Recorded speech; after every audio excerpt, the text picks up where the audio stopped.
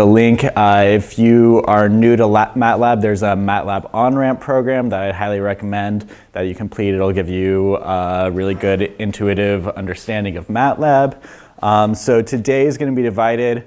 The first part of the class is going to be sort of similar to the very end of Tuesday's class, where I'm going to go over some programming fundamentals. After that, I'm going to go over some stuff that's really directly related to the project itself, and I think it's gonna we're going to talk about potentials, how you would code a potential, and I think it'll give you a really good start and understanding of how to actually code this in MATLAB. And then at the end, as Darren said, we'll talk a little bit about the midterm. All right, so let's get started. So first of all, let's talk about programs and how programs run and what it actually means to code.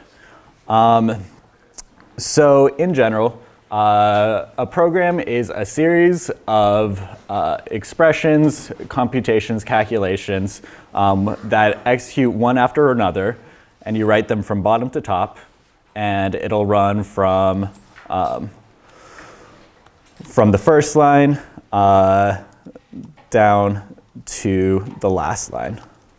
So if we, so in this we've got, it'll first say I is equal to 1, then it'll say I is equal to I plus 1, and then finally I is equal to 6. And so it'll go sequentially, starting with the first line. It'll execute the first statement, it'll perform the first line of code, then it'll go down to the next line of code, and it'll keep on going down all of these lines of code, or it's just text. But all of the lines of your program until it reaches the end. So that's the general idea behind programming, sequential statements that tell your computer what to do. All right, so the first thing that you really need to be comfortable with in order to program are variables. So variables are similar to an algebraic variable, but in programming, variables can hold any value that the user wants. So in MATLAB, we'll typically have them be equal to numbers and run them like numbers, but it could also hold a word. It can be equal to many numbers in a list, and then we can manipulate them as we will. So to define a variable, we can call the variable anything we want. So we could call it number, for example. You just give it a name, and then we want to do what's called initializing it. So we're going to set it equal to something at the very beginning so the program knows what type of variable it is, if it's going to be a number, if it's going to be a word, etc. So a lot of the time, it's easiest just to initialize it to 0. So here we've got number equals 0. And in MATLAB, as I said last Tuesday, I believe, we can not put a semicolon after a line of MATLAB, and it'll print out the result of that line of your program. So if I hit run here,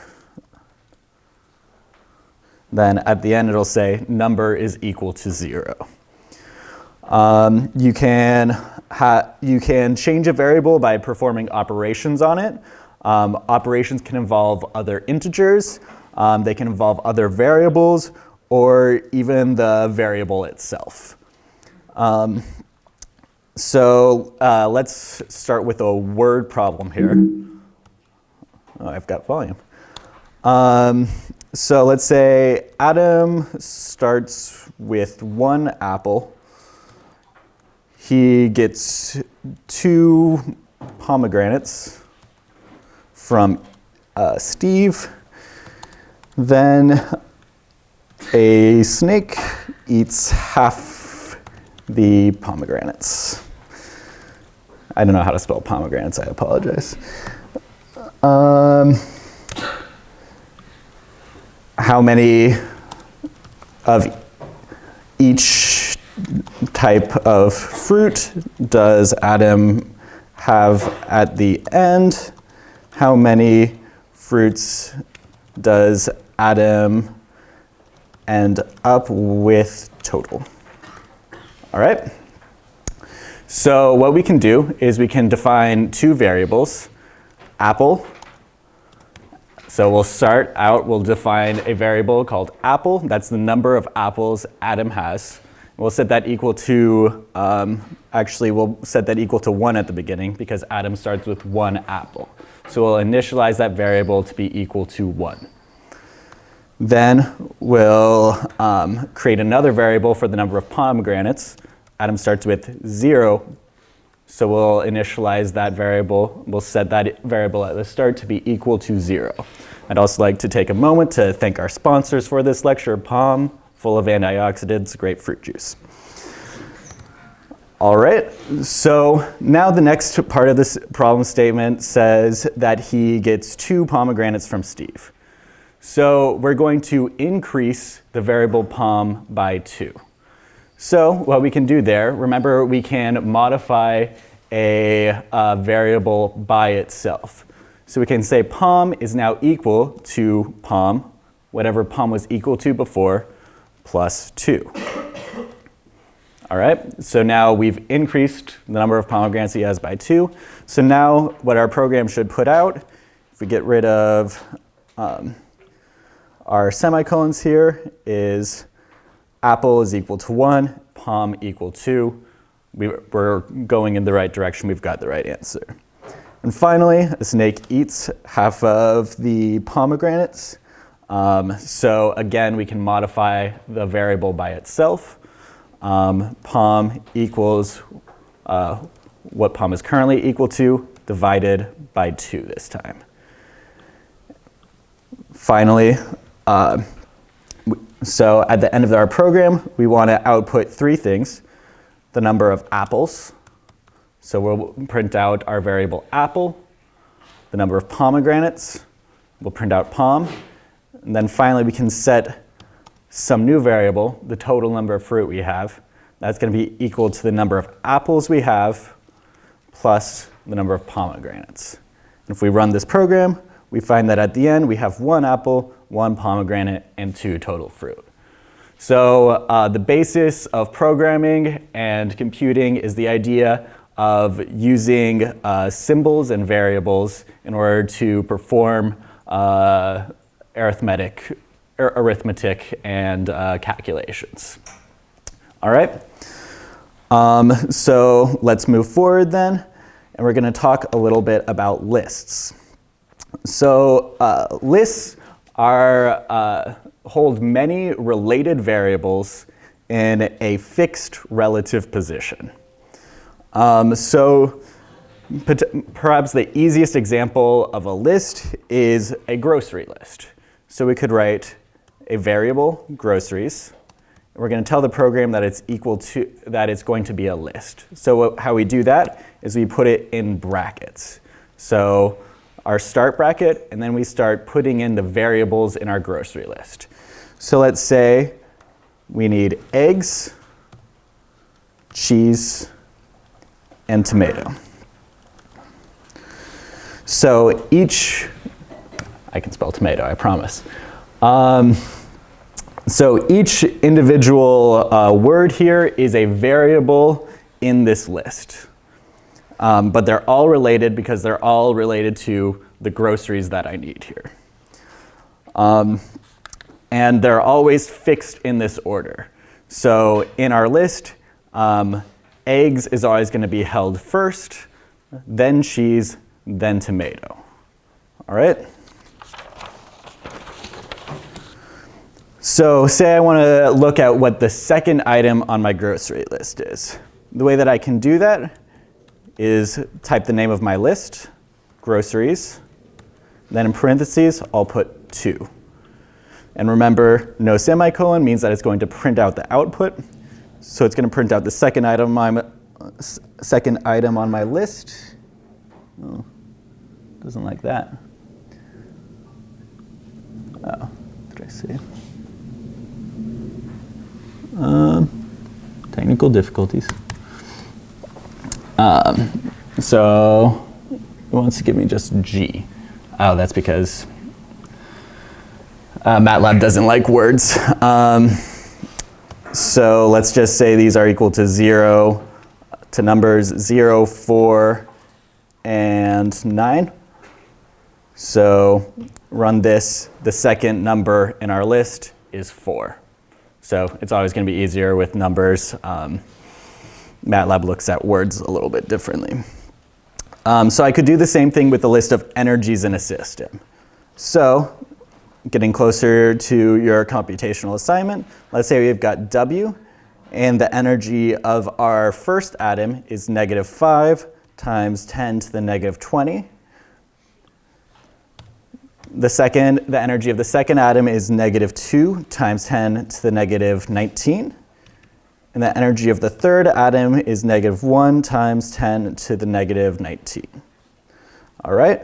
So if I want to look at the energy of the second atom, I can print out W2, and it'll give you -2 times 10 to the -19. So the big things, list of related variables. You can access them by putting the position.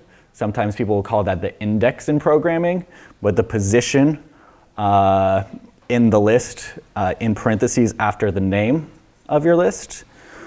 And they'll always be held in this fixed order that you define them as, 1, 2, 3. All right, so we can use that to always, yeah.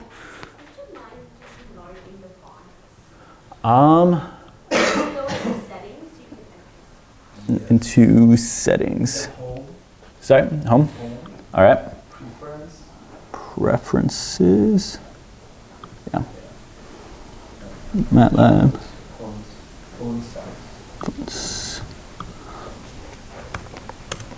That better? That work? All right, cool. All right, so now we're going to talk about loops. So sometimes we want to perform an action in our code a set number of times. So maybe we want to perform some action 100 times. We don't want to write out our action copy and paste it 100 times into our code because that'd be exhausting and we don't want to do that. So what we can do instead is what's called a loop. So I'll write for, and so that's how I tell the program that we're about to start a loop here. So for, then I define a variable. It's called a counter variable.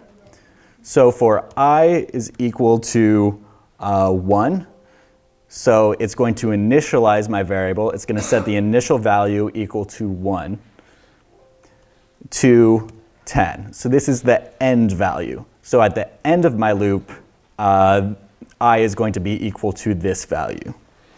And what this actually basically tells the program is that I'm going to run the next lines of code 10 times. That's what it really means. And then I'll put an end statement here. So I can just print out I. So what a for loop does is it says until I get to this end statement, it's going to run all of the lines of code just like normal. Then once it gets to the end statement, it's going to the program is going to say, wait, actually let's go back to the start of our loop.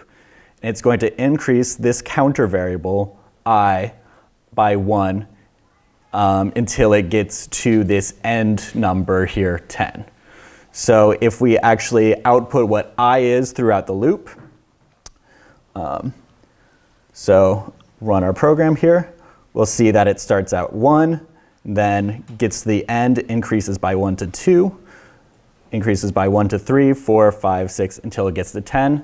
Then the loop stops and the program continues on. All right? So we could do W also. We could also create some variable W in here. Say we start out with W is equal to 0. In our loop, we could say W is equal to W plus I. All right. So at the end of our program, so we're always adding to what W was before, what the current value of I is.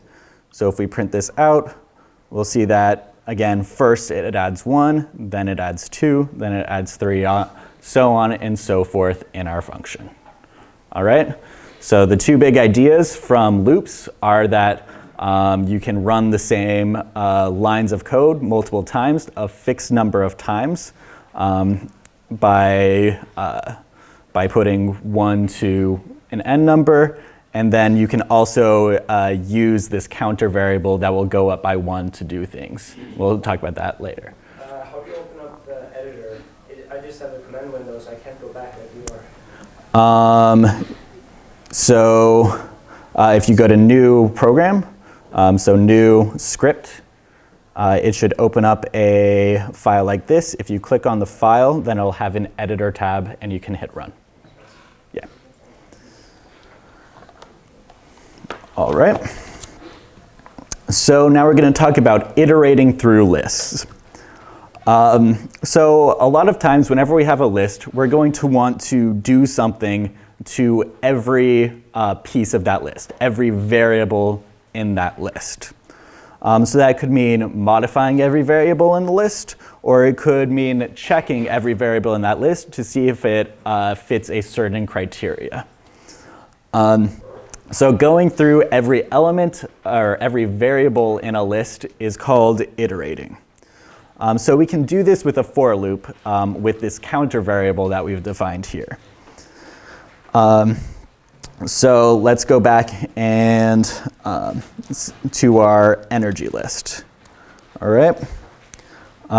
So we've got our energies of -5 times 10 to the -20.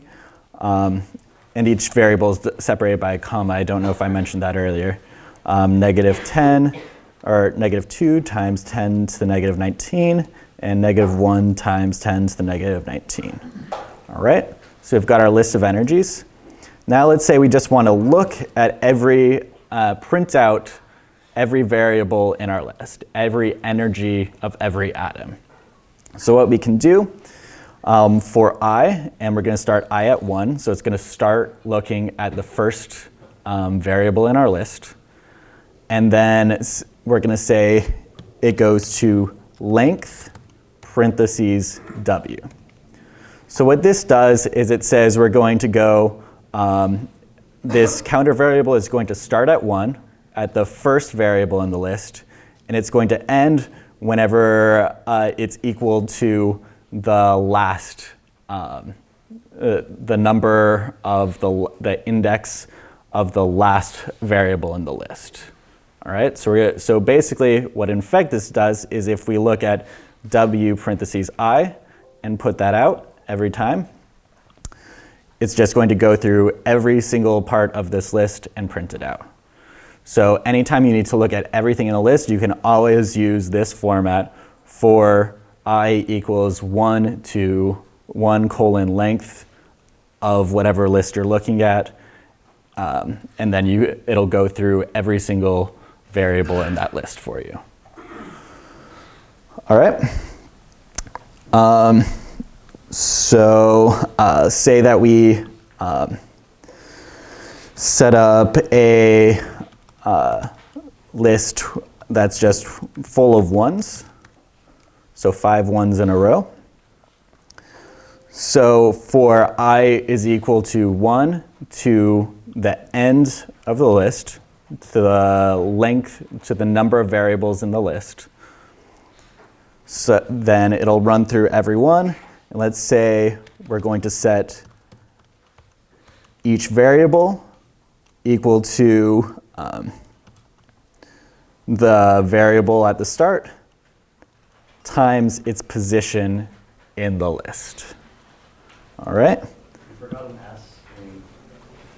Thank you. And the top one too. Typos are my enemy. All right, and at the end, we're going to print out numbers.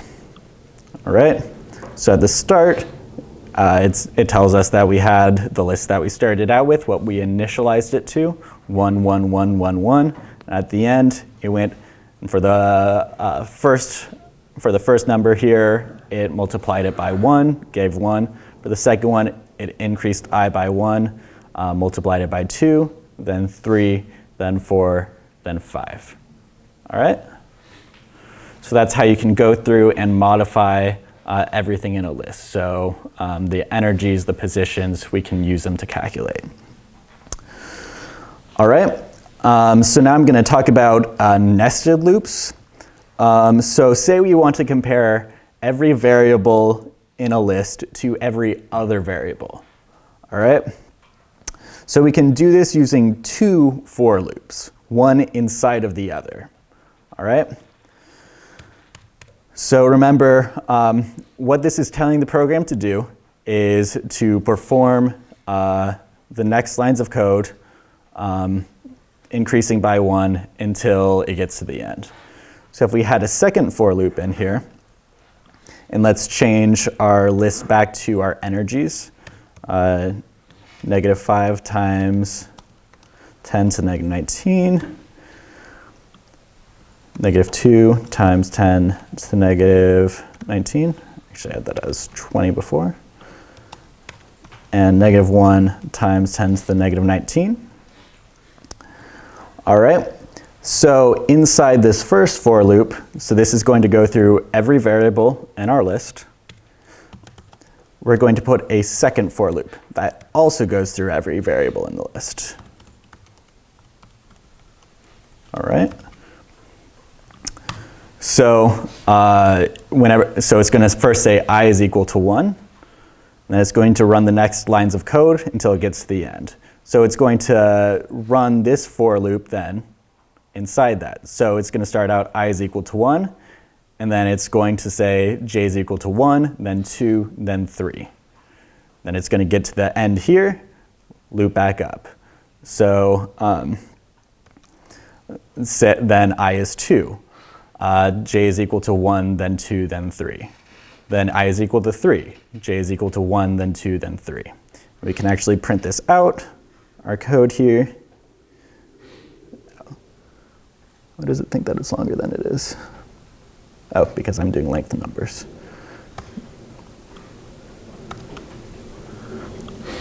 So now we can use this to look at how the code is actually running. So I is equal to 1.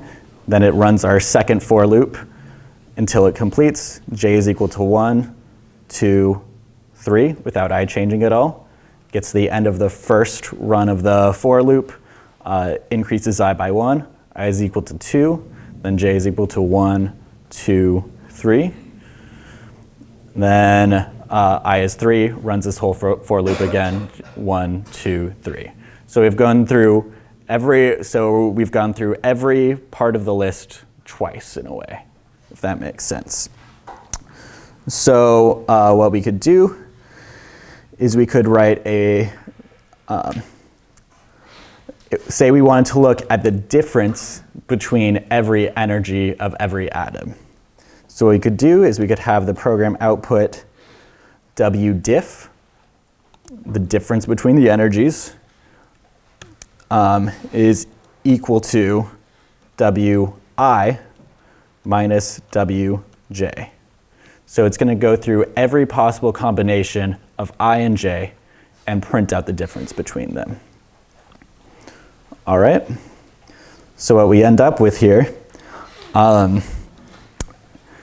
is first I and j are the same.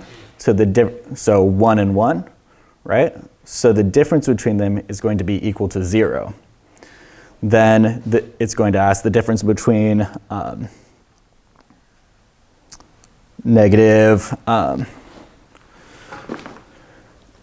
between 1 and 2, 1 and 3. Then it goes to the difference between the second one and the third one. Oh, that's because I wrote positive 19. Here we go. All right. So now it should perform correctly. So, yeah. So the difference between the element in itself is going to be 0. Then the difference between the first element and the second element is 1.5 times 10 to the negative 19. The difference between the first element and the third element is 5 times 10 to the negative 20. so on and so forth. Second element and the first element again, second element in itself. So now we've got the differences between all of the different variables. But we've got this problem wherever we're also finding the differences between the variable in itself. So we want to find a way that we're not subtracting every variable in the list from itself. We only want to look at the difference between the energy of one atom and another atom. So the way that we're going to do this is with if statements. So if statements again control what lines of code the program is actually going to run. So it's only going to so whenever I write if and then an end, basically what it says is everything that I write in here, it's only going to run these if the expression that I write here is true. All right?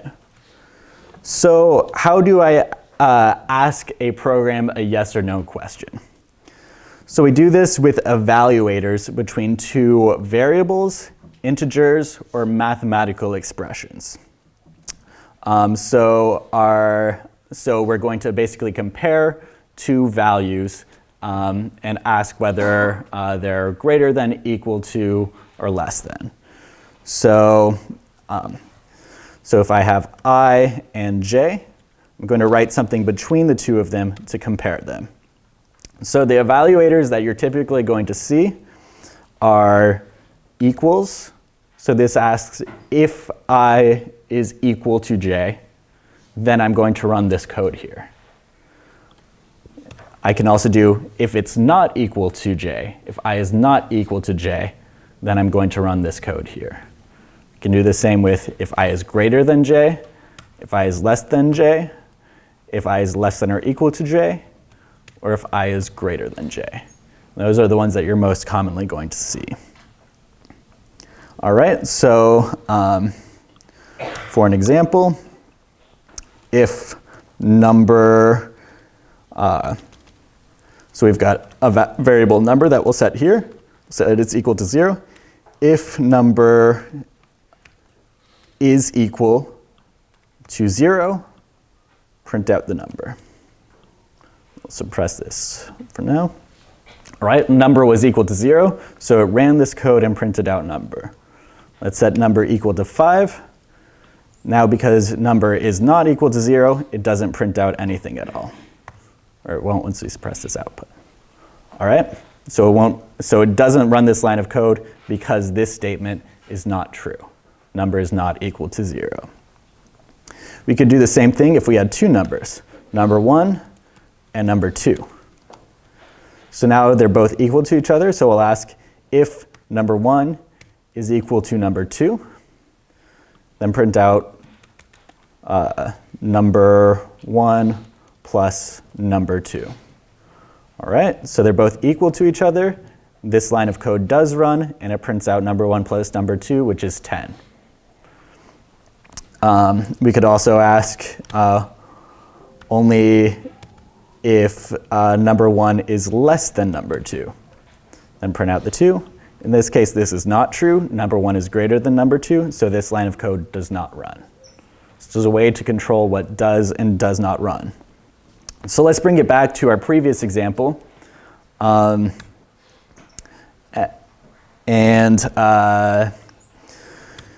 Use it to stop double counting.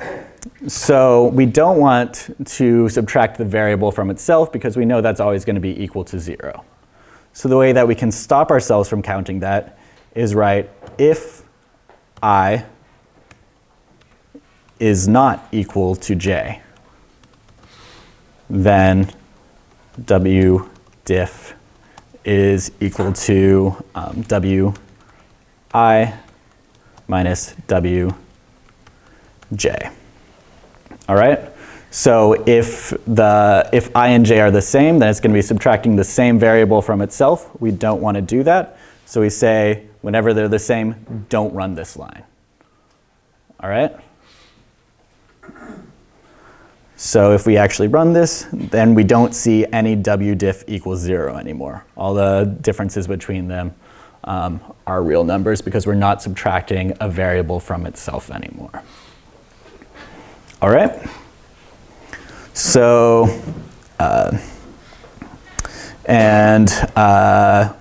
we could also set this up so it'll only run if I is less than j.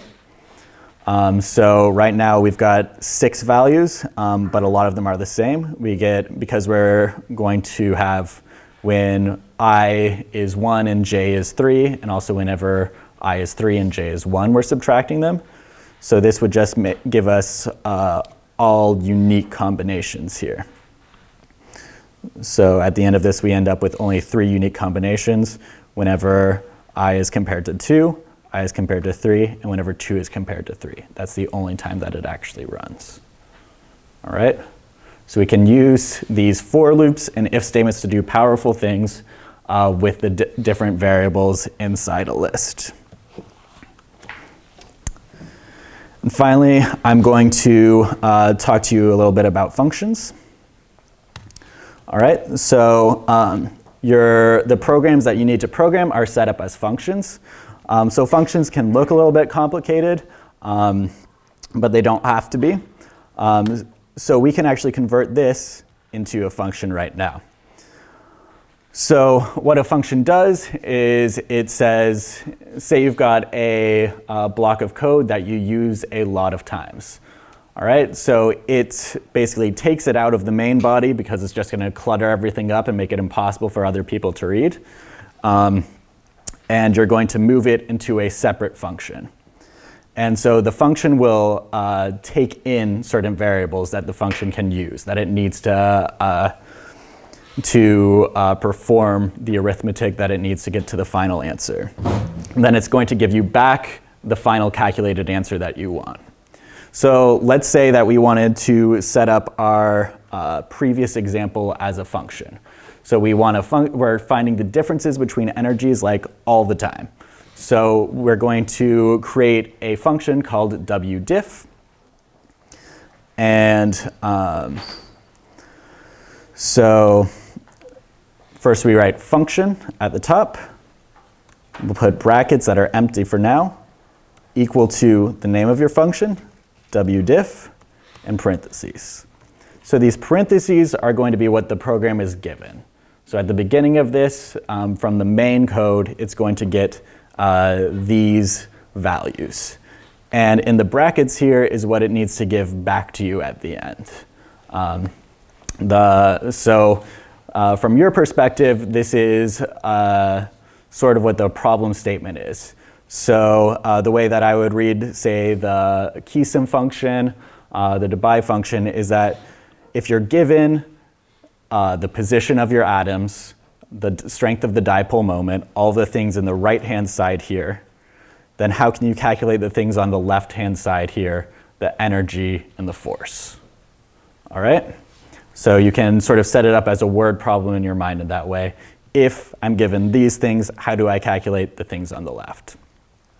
So in this case, I need to be given the list because we're trying to, all of the energies because we're trying to calculate the differences between them. So we're going to put that on the right-hand side. I need to be given this in order to calculate, I need to be given the energies in order to be able to calculate the differences in the energies.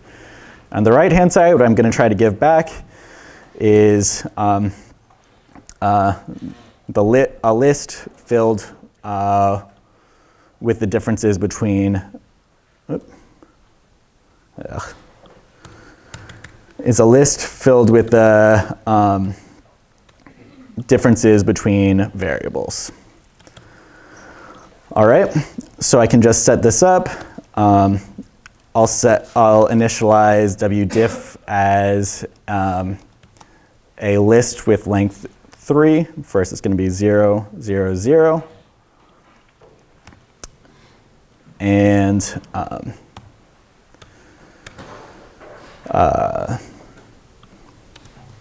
m is equal to 0. So I'm going to basically set this up so every time this runs, I'm going to increase my m plus 1. I'm going to access a new variable, the next variable of wdiff, and set it equal to w1 minus wj. So if I actually wanted to run this, I could save this as wdiff, and I can run this function from any other script. All right, so from outside the program, I can run this function. So if I just write w equals -5 times 10 to the negative 20, -2 times 10 to the negative 19, -1 times 10 to the negative 19, and then run our function wdiff, and I'm going to give it what it needs, what's in the parentheses there, w.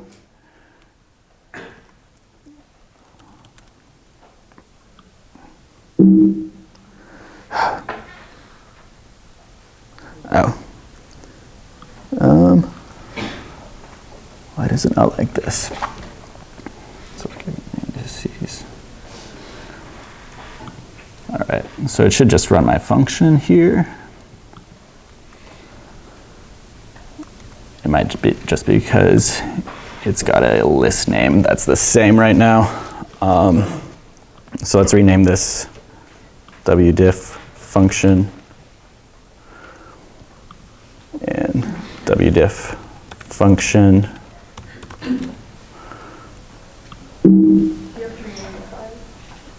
Ah, yes. Thank you.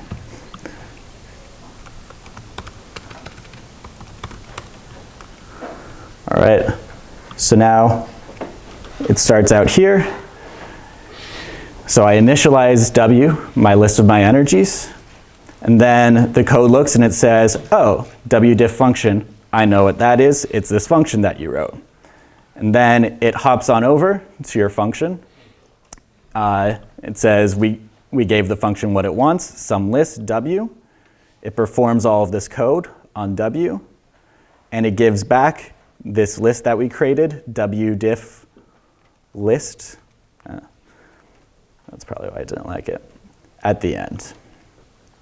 All right, so that should run through and create what we want.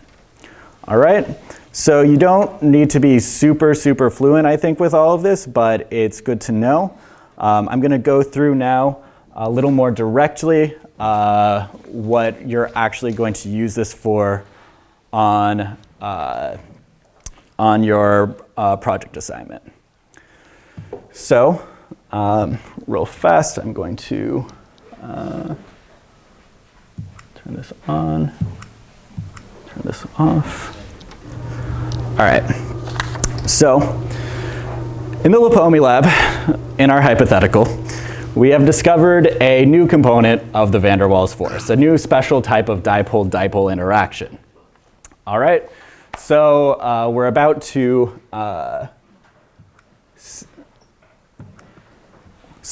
set up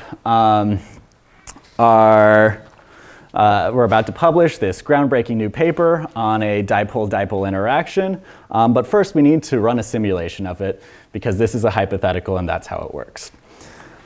All right, so we've got a new dipole-dipole function of the form, if I have chalk.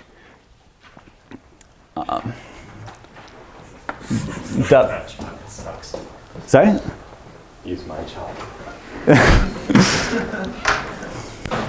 This is why he's the master. Lightsaber chalk. All right. 75 cents a pop. Wow, that's so much brighter. So we've got a function of the form W R theta 1, theta 2 is equal to the square root of U1 cubed times U2 cubed over 16 pi epsilon naught epsilon over r to the fourth. Then I ran out of room. This is also going to be multiplied by, at any given point in time, the angles of the dipoles to each other.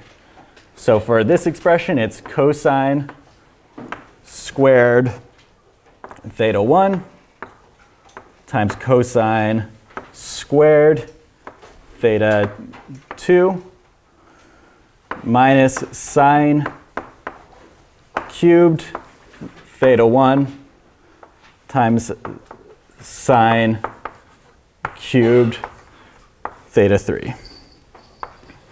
I believe I wrote all mine. Sorry? You need theta 2? Sorry, theta 2, yes. Yes. All right, so basically what this is going to, how this is going to work out is that this is going to make it energetically favorable for the dipoles to be lined up, facing the same direction, parallel to each other. All right, so let's go into our code and write a function that will be very similar to what you will need to do to the Keeson function. And write a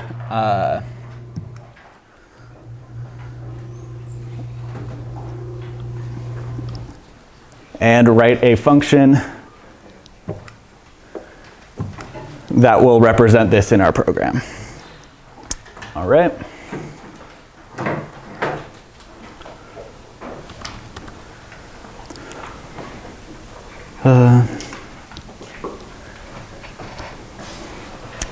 We'll take a second to appreciate what we have. Many things that we have been given. And or many other times. nope. All right, so we're going to write a function that will calculate this interaction energy for this new interaction potential that we've created. So function, it's going to give something out equal to, and we need to name our function because we typically name it after the PI or the professor who discovered it. We'll call it the Lipome function. And we'll have on the right-hand side some parentheses. So we're going to have it give out the same things that your program need to give out. The Keeson function gives out. It's going to give back, so we need to calculate, this is what's on the left-hand side, the W, the F, and W norm. So a lot of people were confused by what W norm was. The idea was that it's similar to the C parameter, the van der Waals parameter. So you can look at the average interaction potential and it doesn't wait for just the atoms that are closest to it. It makes it easier to just look at purely the average like C parameter there. So it's just W where you don't divide it by any R term. That's all it is. And then I'll show you that in the code. And on the right-hand side, we need to be given the position, X, U, dipoles, and J. So in your code, what this represents is the matrix of all of your position vectors. So this is written out as X is the X position of the first atom and the Y position of the first atom, X position of the second atom, Y position of the second atom, and so on until you get to the last atom. We've got N total atoms in our system, Xn, Yn. So that's how it's written out. U is the dipole moment of each dipole, and that's already given to you in the program in the units that you need. You don't need to do any unit conversions at all in your program. All right? Dipoles is a list of the current angles of all the dipoles in the system in degrees. So it'll be dipole angle 1 again, dipole angle 2, etc., until we get to dipole angle n. All right, and then finally J. So yeah. For X, what are the units of our position? Nanometers. So it's, but Yes, so you do actually need to do unit conversion on the R. Yes, so you'll probably end up getting too big of numbers. Yes, good. So J is the current atom in the list that we are performing the calculation on. All right? So if you ever need in your program to and you actually want to look at what these are, you don't intuitively understand what they are, you can just write X and run the function in there, and it'll print out whenever you actually run it. And remember, the way that you run it is go to GUI 3.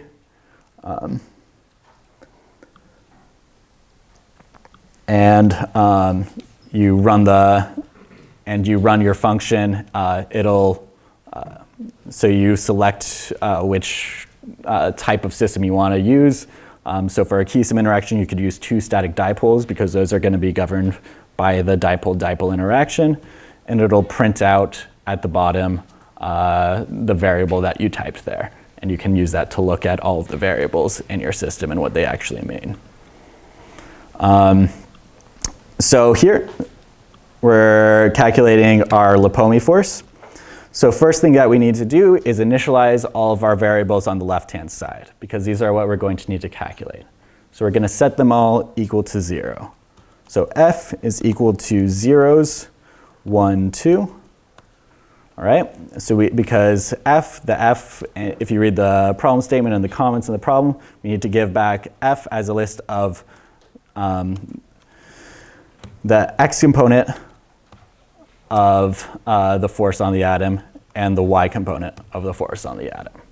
All right? So F equals zeros, 1, 2. W, we're going to initialize to 0 at the beginning. And W norm, we're also going to set equal to 0 at the beginning. All right? I don't actually want to save this. I just compulsively do that with all my programs. All right?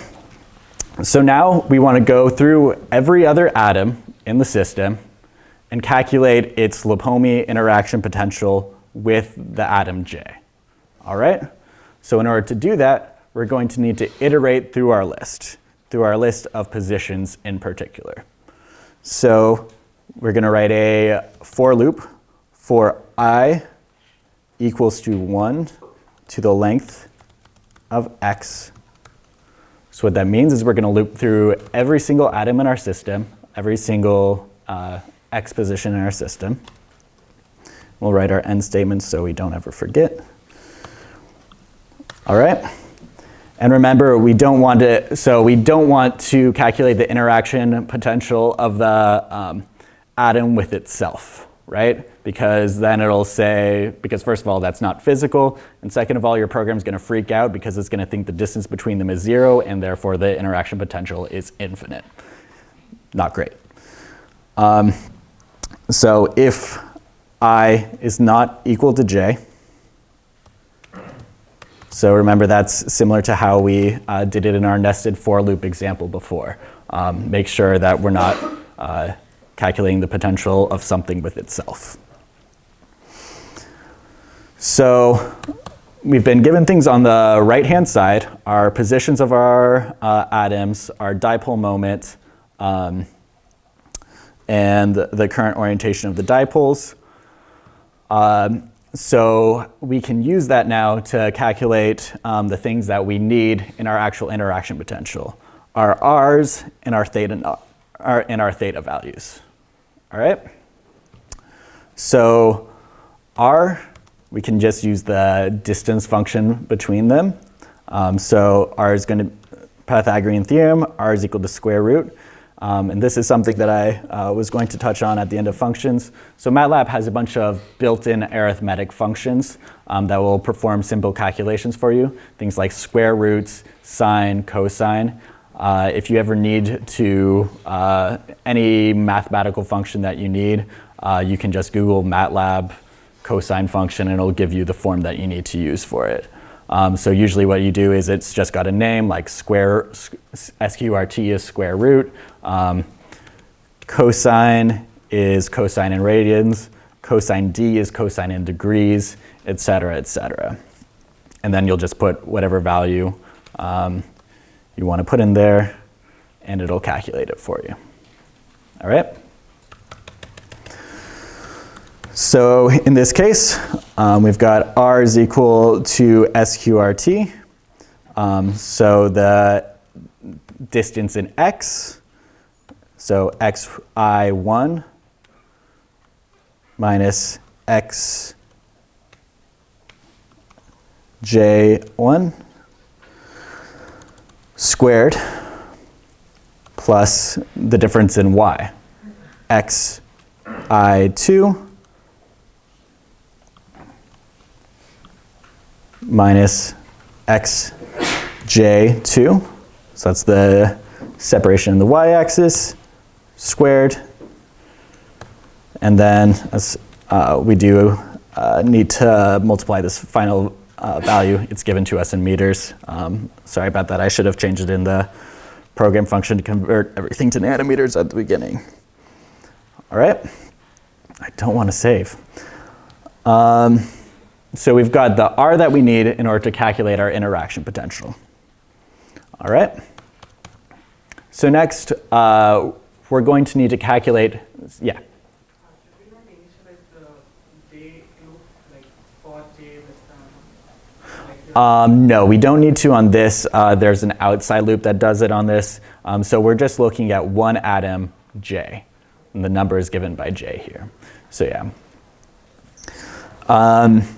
So next we need to look at the angle of R between the two atoms. Because whenever we look at dipole-dipole interactions, theta 1 and theta 2 are not given by absolute theta values, but rather the angle between the line connecting the center-to-center distances and the current angles of the dipole. Yeah?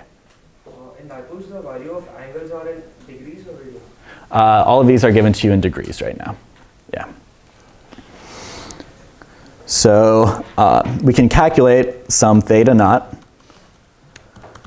And that's going to be, that's going to give the angle of the center-to-center distance here is equal to the reverse cosine of absolute value of xi1 minus xj1 times 10 to the negative 9 over R times, and I'm just going to convert this back to degrees. So this will give it, I can actually just do a cosine d and it'll give it back to me in degrees if I want, or you can do the unit conversion yourself. So this looks a little bit complicated, but all this is trig basically. It's saying the distance between the distance in the x direction between the two divided by the hypotenuse is going to be the angle between the two. All right? So mostly doing trig here. All right? And so then we want to calculate what our theta 1 and theta 2 values in our expression are. So we could say theta 1 is equal to theta naught minus the first dipole. So we want to find the distance between the dipole and the center-to-center distance, because that's what we actually use to calculate. Theta 2 is going to be, again, same thing, but with the dipole at position J. All right, so now we've got all of the variables that we need to calculate our interaction potential.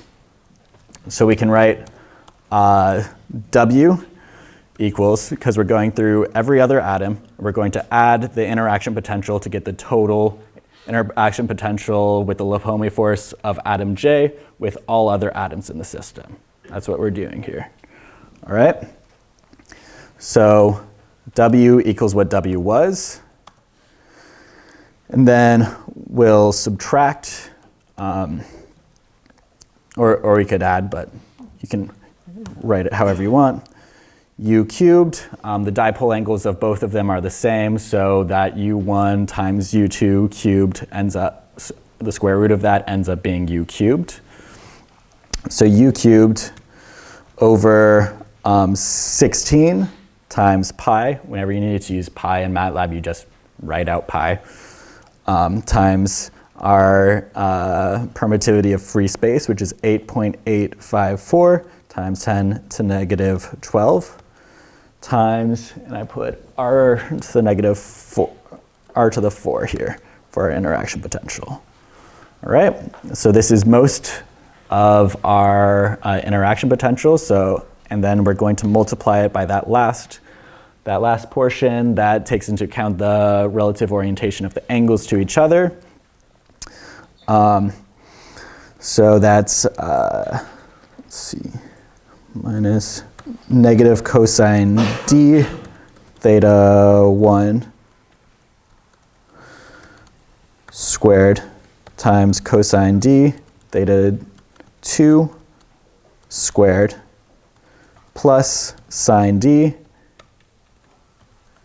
theta 1 cubed times sine d theta 2 cubed.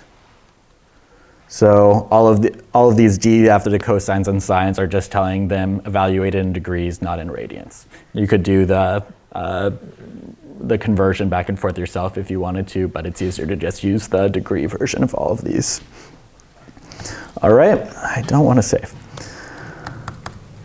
All right, so in order to, yeah. I'm not sure why you use theta 1 equal to theta naught minus dipole of I. Yeah, so if you look back through the notes for like the key sim interaction, you'll notice that those theta 1 and theta 2 are not absolute because you could set your frame of reference however you want. So you need to compare those theta values to something else, right? So you need to compare them to the center to the angle of the center to center distance. So because you're going to get your maximum value whenever your angles are pointed directly towards each other. That's whenever they're directed directly end to end. You're going to get your lowest possible energy. And so that means that since it's relative to the position to each other, it's along that line of center to center distance. So in the formula, that's the angle I use. Yes, yes. So you would use that if you were coding a key sim potential. For your W norm, so like I said, that's equal to basically your C parameter. So all you need to do for W norm is set it up the same way as your W. You can just copy and paste your interaction potential here and delete out any R dependence. All right?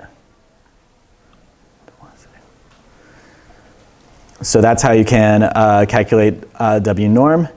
And I typically ask for the W norm per interaction energy. So what you could do is at the very end of your program, divide it by the total number of atoms that you went across, total number of atoms in the system minus 1, because you're comparing it to every other atom in the system. So that's the total number of atoms you have minus 1.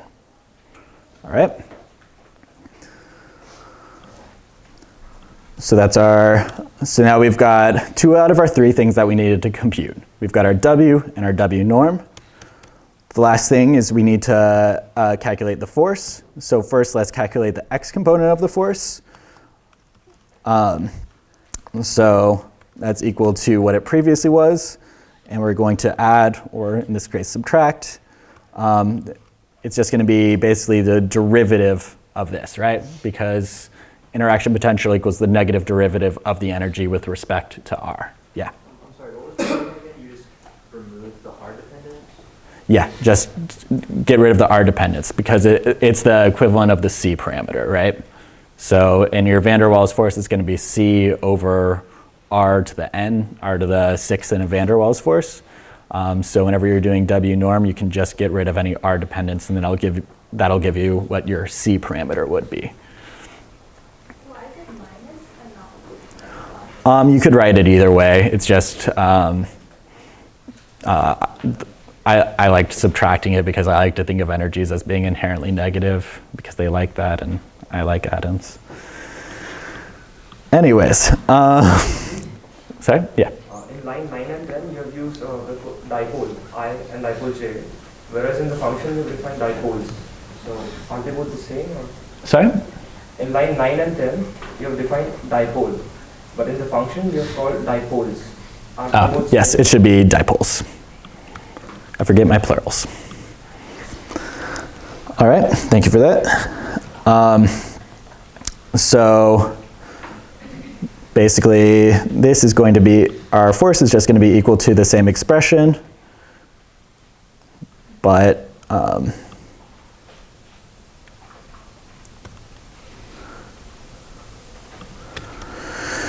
we're going to decrease, it's going to be an r to the 5th dependence, and because we took the derivative, it's going to be multiplied by 4. Then finally, to get the force only in the x direction, we're going to multiply it by the cosine of theta naught, the cosine of the direction of the angle-to-angle distance. That's going to give you the x component of the force on it. And we can do the same thing for the force in the y direction. It's just going to be the same thing.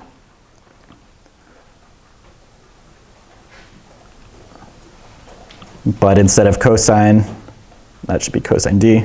It's going to be sine. All right? And this is actually pretty much all you need. So we've taken in our position vectors, our u, our dipoles, and the atom that we're calculating it for. And we've calculated our interaction energy, our forces, and our normalized C parameter. All right? So this is very similar to the keysum file that you'll need to generate yourself. All right? The way that you run the program is going to the GUI3. So if I run that here, I can go to my Lipome example and see what happens to these dipoles at 300K. So like I talked about, the ideal conformation for them is directly parallel, pointing in the same direction. At 300K, it doesn't really seem to be doing that very much. You know, they're just sort of bouncing around. That's because this potential is very, very weak. I'm printing out down here the calculated W. And you can see that that interaction is equal to about 10 to the negative 50. It's a very weak force. So the only way that we would really see any strong interaction is going to super low temperatures. And then we're going to see probably more alignment.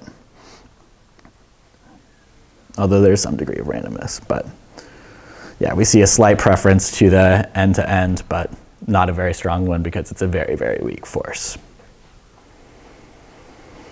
All right. So that was a function similar to the keysum. So we can go quickly and say that we say that there's another force. This one's similar to the Dubai force and the London forces that you need to calculate. So let's call this one function. We'll call this one Kleinschmidt because why not? All right. So the only real difference between the way that these functions are set up is the way the for loops are set up.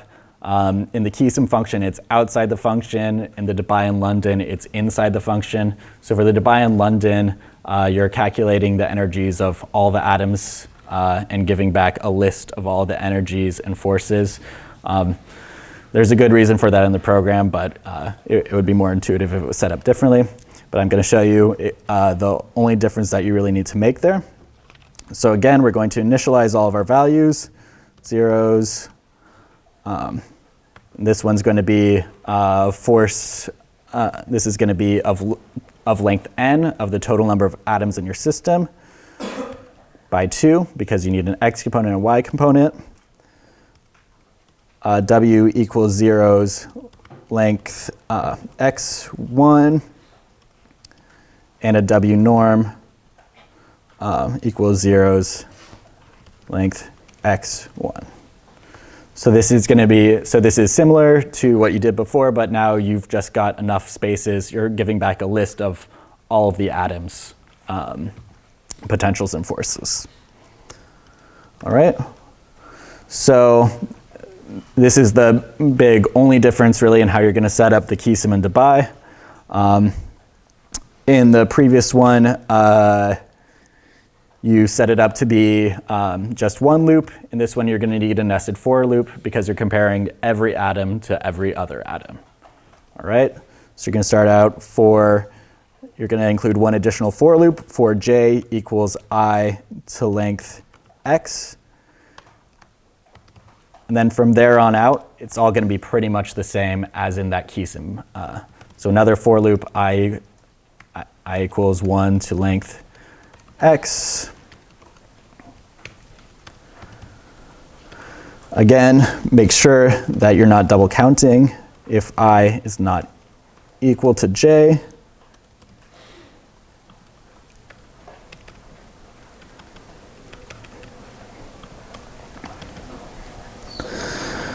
So again, we're going to need to calculate our R.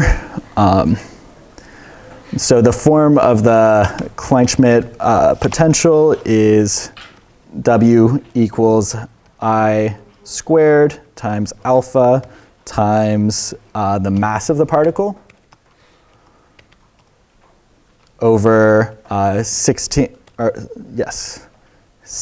times pi times permittivity of 3 space times r to the 6th. And actually this is going to be squared, just to give nicer numbers. All right, so that's the setup of it. We're going to calculate R in the exact same way, so we can just honestly copy and paste a lot of this. Once you've got the general form for one, it makes all the others a lot easier. I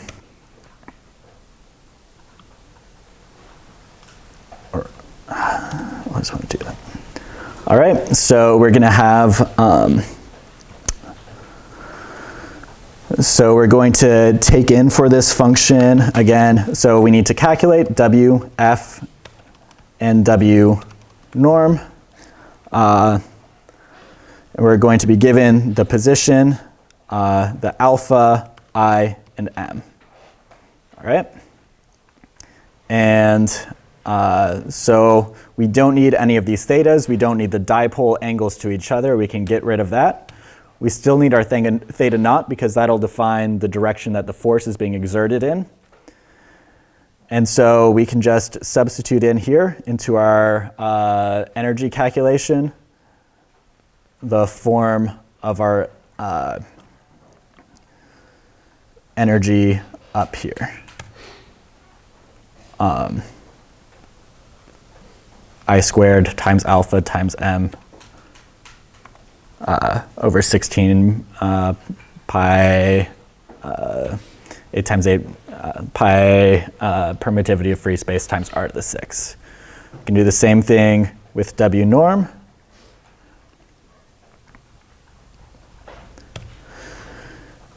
And just get rid of, again, our R dependence to give us a C parameter. And then we can take the derivative, again, multiply it by cosine and sine here in order to give us our final values of our forces. Does that make sense? Sort of. So these are going to be really, really similar in form to the Keesim and Keesim. The Lipome force was similar to the Keesim force, and this is similar to the Debye and London forces that you'll have to write. For the Debye, don't worry about the angle of the dipole to the other angle. You can just use the final form of the interaction potential. All right?